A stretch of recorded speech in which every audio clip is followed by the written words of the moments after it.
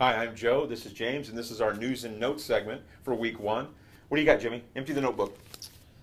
Well, I've got a great story on a kicker from Modesto, Serafin Alberto. He had probably one of the best first weekends of the season for any player in the Stanislaus District. The kid on Friday night goes 6 for 6 on extra points, right? Nice. Can't do any better. That's a big deal. I mean, sure. To have a kicker that can kick field goals and make PATs is huge in this game.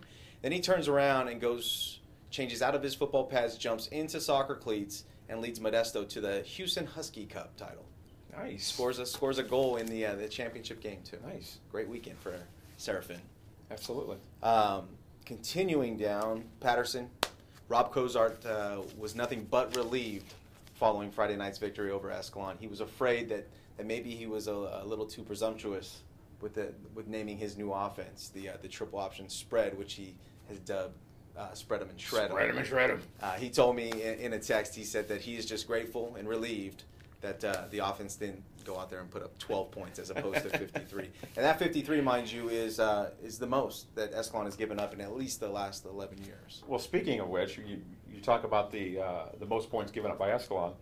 Escalon takes on Calaveras this week. Calaveras got boat raced by a really good Division I McNair team led by Darian Grimm, who had 7 touchdowns.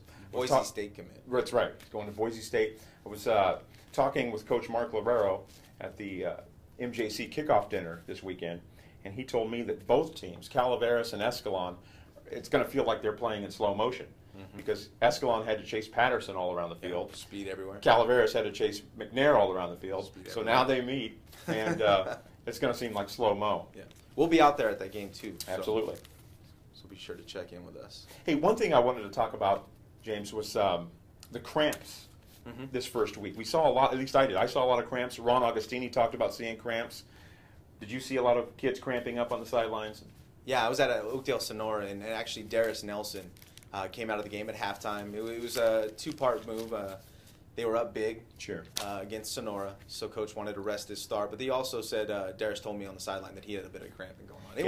It was 100 degrees at kickoff, or close to 100 degrees, and on that turf, too, it was real steamy. That's right. I was talking to Coach James Peterson of Turlock High, and his star running back, Danny Velasquez, left the game with cramps. Again, they were up, so it wasn't a big problem.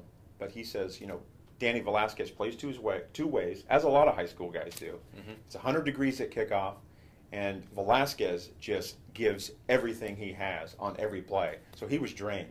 And with the heat, it took its toll on a lot of players. Yeah, and it's hard, too. I mean, it's the first week, so it's hard to tell a kid, hey, save some. They want to go out there, and they empty the tank literally from the first kickoff. So we talk about the varsity. The freshman and junior varsity teams. Donnie Wallace was talking about his Modesto Panthers in black 2 hours earlier when it's even hotter. It was about 107, he said, at game time. So those kids really got it. He felt for him. Absolutely.